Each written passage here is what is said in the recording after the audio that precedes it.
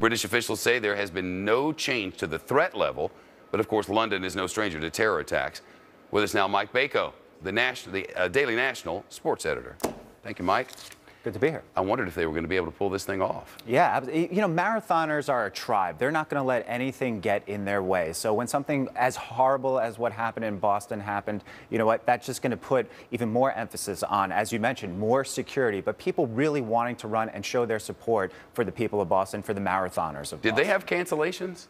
I'm sure that they probably had some cancellations, people getting cold feet right out of the gate. But in terms of people wanting to run and show their support, people are still right there wanting to do it. They're ready for this? I think they're definitely ready for it. The increased presence of the police officers and just the heart and soul that people want to put into running this marathon. Yeah, two of Boston's sports teams, the Red Sox and the Bruins, honored the marathon bombing victims and the city today. At the Sox game, fans and players sang the national anthem.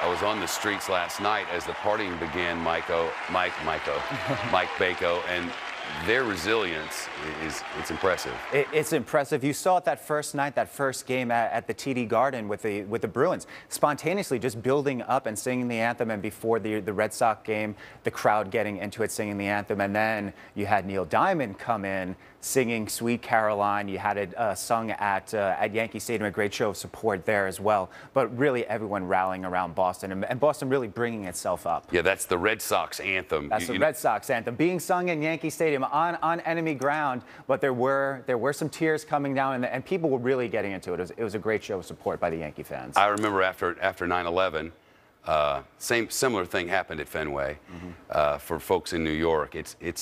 It's funny how these two cities, as much as they love to hate each other's teams, seem to have so much in common.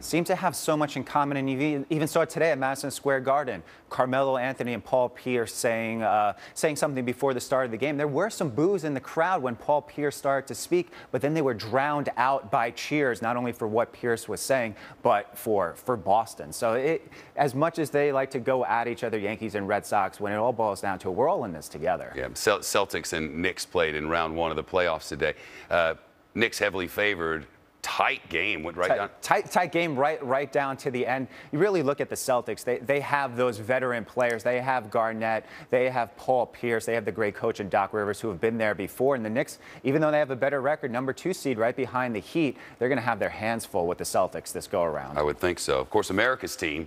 A blackout happens in 7 minutes over in Brooklyn. America's team, according to you. Brooklyn. Nets. Go Nets. Thank you, Mike. Thank you. This time yesterday, police